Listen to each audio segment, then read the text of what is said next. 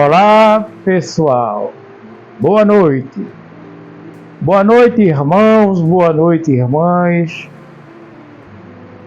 Simpatizantes da doutrina dos Espíritos.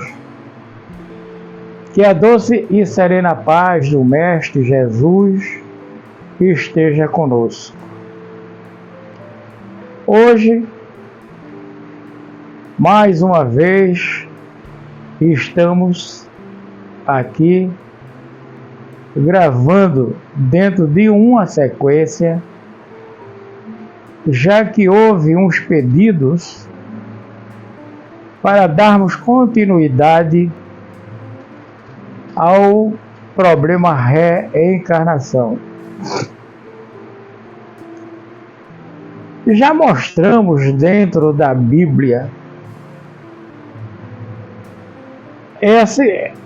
esse teor. E um dos mais fortes é quando Elias, que faz com que a fogueira dos profetas de Baal dançaram, cantaram e nada aconteceu. E ele manda ensopar a fogueira, bastante água, e de repente ele pede ao Senhor, o Senhor faz cair um raio que seca toda a água que está ensopando a madeira, que pega fogo. Em contrapartida, Elias manda passar a fio de espada todos aqueles profetas que estavam ali. Quando a rainha tomou conhecimento desse fato, procura Elias, que já havia sumido, mas ela jura que no dia que encontrá-lo, fará com ele tudo o que ele fez com os seus profetas. Passado anos,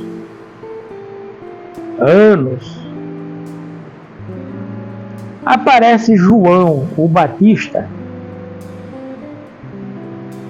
que pregava e incriminava principalmente o rei, que era casado e tinha um caso com a filha da sua esposa. E João condenava aquilo. Aí a filha da esposa vai dançar.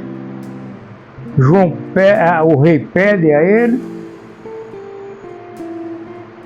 João preso. Aí a rainha chama a sua filha e faz com que ela pegue o rei na palavra, que daria o que ela pedisse, desde que ela dançasse para ele. E assim foi feito. Ela dançou aquela dança árabe, né? Aquela dança exótica. Quando ela terminou, aí a rainha mãe a chama e diz para ela: peça a cabeça de João, o Batista. A contragosto, sua filha foi ao rei e pediu a cabeça de João. E a contragosto, já que ele havia dado a palavra, manda decapitar João. Para um bom entendedor, meia palavra basta. Observem que lá atrás, quando Elias passou a fio de espada os profetas da rainha, ela jurou que no dia que eu o encontrasse, faria o mesmo com ele. Mas onde é que está a ligação de Elias com João Batista? Nós vamos ouvir Jesus, que onde ele andava era confundido com o Elias. És tu o Elias que haveria de vir? E Jesus negava, não era ele. Até que acontecido o fato de João Batista ser decapitado, aí Jesus diz: eu não sou Elias. Elias já veio, fizeram com ele tudo o que quiseram fazer, e eu vos falo de João o Batista, comprovando o quê? A reencarnação de Elias como João Batista. Esse é um dos fatos mais marcantes dentro da Bíblia, tão lida, mas pouco aceita, porque assim foi a exigência de Constantino de retirar essa palavra reencarnação. Muito bem. Mas como dizemos sempre nós espíritas, o espiritismo não é uma religião. Nós é que adotamos esta doutrina como religião nossa. E é aqui que vamos chamar a atenção. Porque é dito que o Espiritismo será a luz a iluminar as diversas religiões. Não que ele seja melhor, como não é o pior, porque a religião é aquilo que dela nós, os seus seguidores, fizermos dela. Só que o Espiritismo esclarece, não deixa nenhuma dúvida a respeito de nada. No entanto, o mais importante aí é o que diz o codificador, que ali ainda não está a última palavra. O que faz a gente pensar? Quando Jesus, conversando com os seus discípulos, diz: é preciso que eu parta para pedir ao Pai que vos envie outro Consolador para vos dizer o que eu não posso dizer agora. Muitas coisas teriam que ser ditas. E quem é esse outro Consolador? Nós sabemos que o governador deste planeta é o Cristo, que veio como Jesus. E vejam o que ele diz aos seus seguidores: estarei convosco até a consumação dos séculos.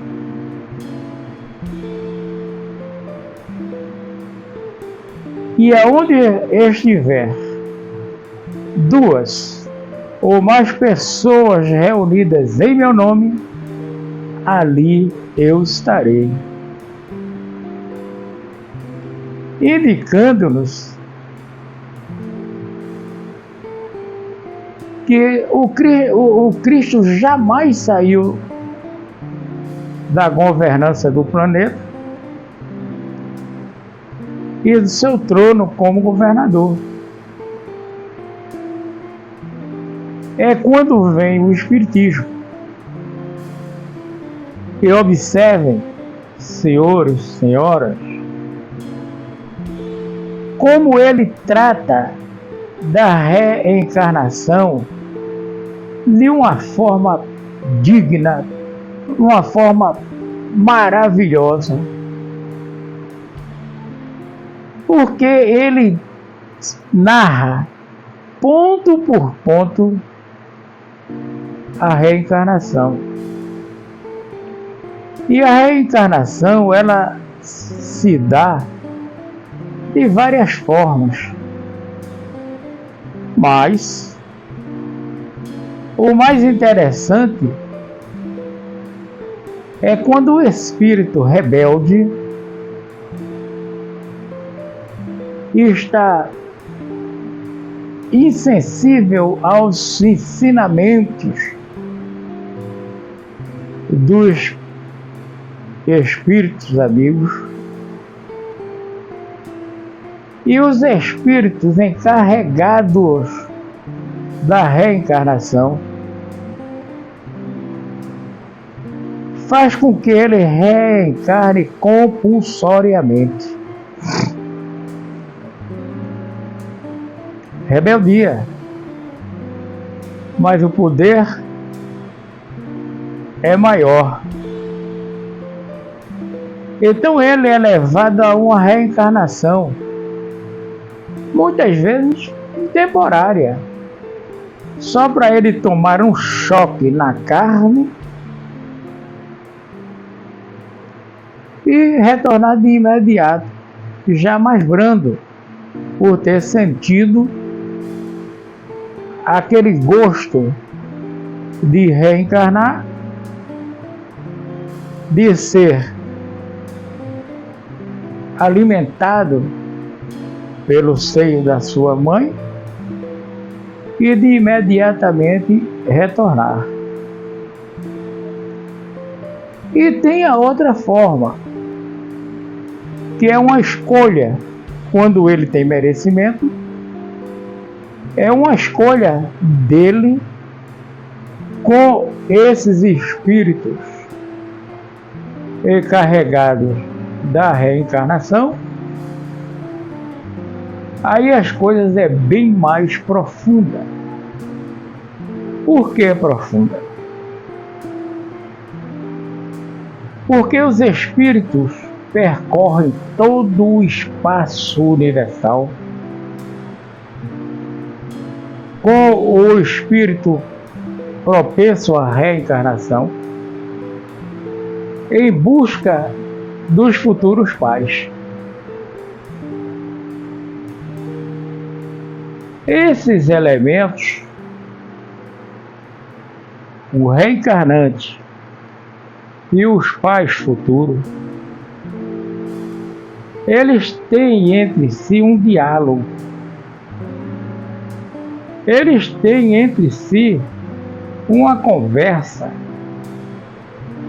Isto sem antes ter passado pelo crivo da espiritualidade para saber se aquele casal tem os elementos adequados na formação do corpo físico para receber aquele espírito. É intrincado. Visto isto, ele percorrendo o espaço universal, o espírito encontra um casal que lhe é simpático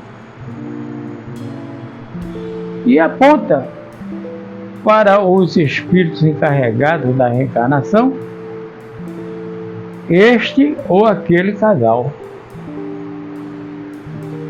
É aí que há a aproximação do espírito encarnados com o desencarnado postulante a reencarnar, através do desdobramento do sono do casal encarnado. É ali que, no campo espiritual, eles dialogam, se acertam, e quando o casal retorna à sua cama, que acordam uma vaga lembrança de uma criança em seus colos. É quando os senhores e as senhoras vão entender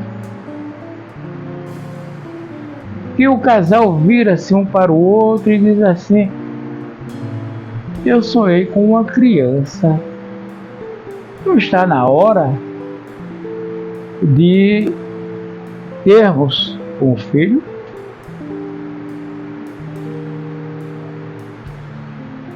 E de comum acordo aceitam progredir na ideia.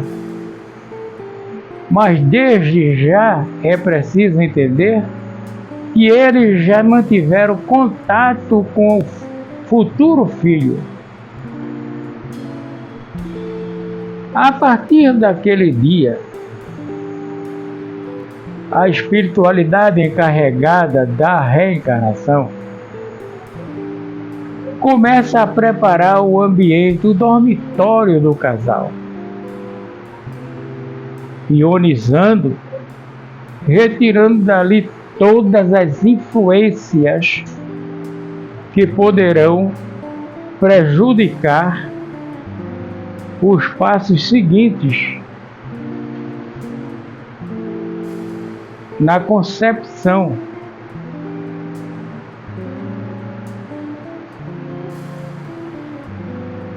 A partir dali, o casal deita, o ambiente totalmente preparado para aquilo, e a espiritualidade começa a trabalhar com os elementos do marido e da esposa. Quantos milhões de espermatozoides é ejaculado pelo homem?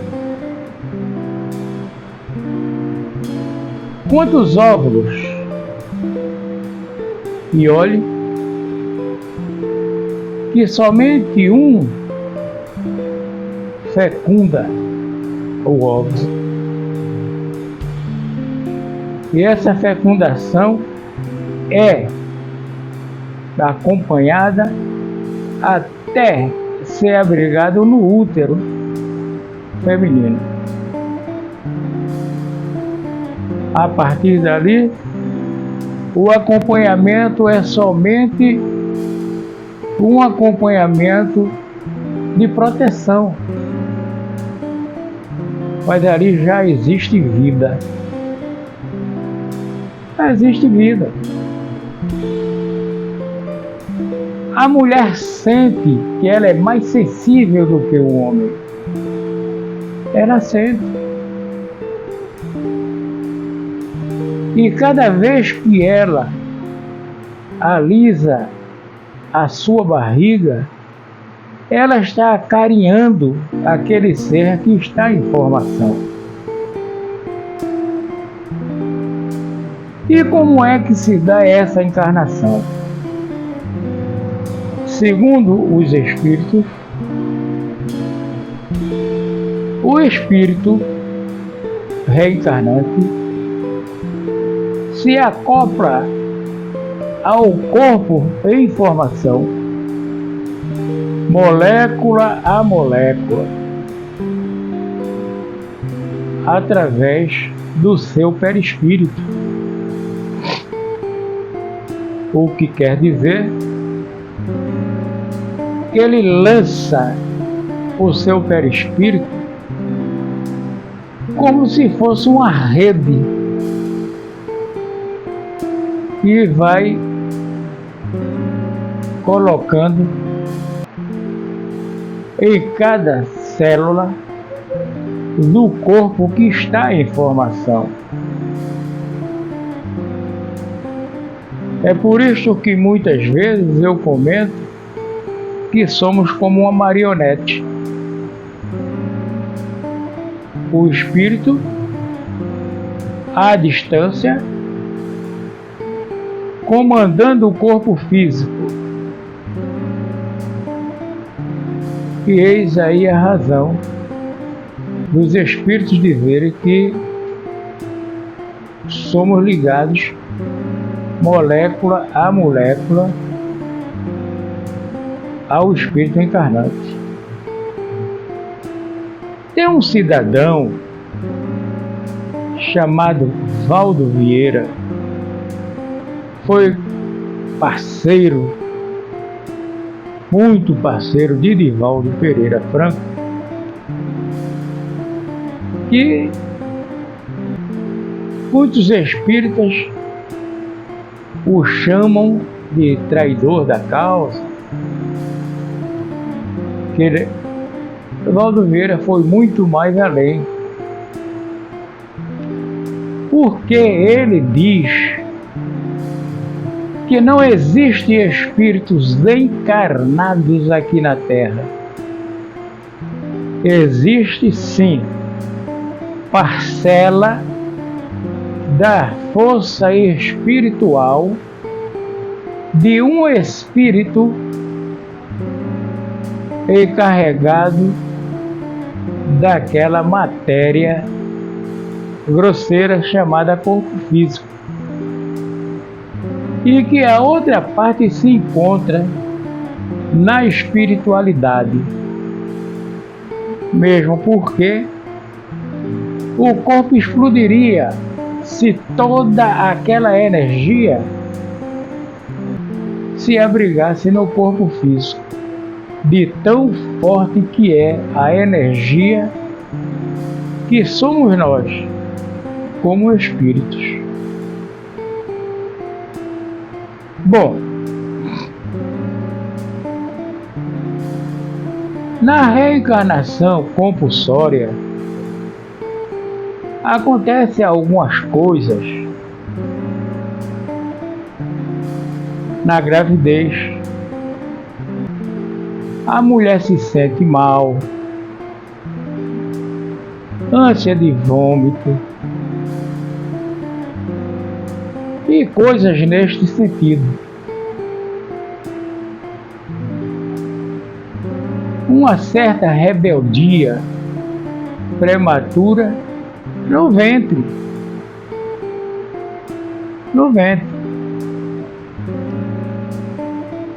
E é aí que começa a andança, ou melhor,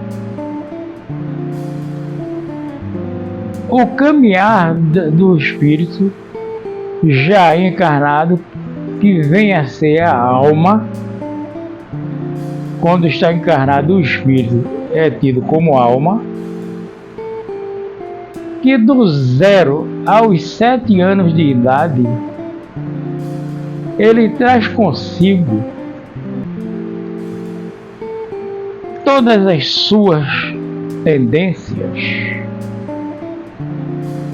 e os pais, como jardineiros, vai aparando aquela árvore de uma forma que os seus galhos não venham prejudicar as construções que estão ao seu lado. trazendo aquela alma no cabresto, na educação caseira, no respeito aos pais, aos idosos, no respeito dentro de uma lei. Dos 7 aos 14 anos, começa a ser liberada as suas intuições. Ele começa a perceber alguma coisa que ele era, alguma coisa que ele quer ser, alguma coisa que ele foi. São as suas intuições, que também cabe aos pais a devida correção dentro da primeira etapa, para ele não debandar. Até os 14 anos, quando a partir daí já não tem mais jeito, porque aquela alma já vai começar a ter domínio sobre si. O que vai prendê-lo é os 14 primeiros anos anteriores. Os seus jardineiros a podar, as suas galhas que vão nascendo imperfeitas, as suas intuições, até ele chegar aos 14 anos. E vai ser a partir desta idade que ele vai se lembrar dos ensinamentos dos pais, dos tios, dos irmãos, talvez, para dar prosseguimento à sua grande jornada. Olhe, meus irmãos, eu vou aguardar que vocês comentem, critiquem, perguntem, para nos dar mais incentivo a continuar nesta matéria. E não passaremos para outros assuntos. Sendo assim, eu desejo a todos vocês nesta noite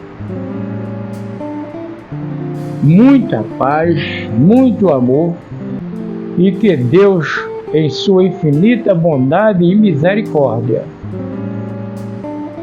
nos abençoe hoje e sempre.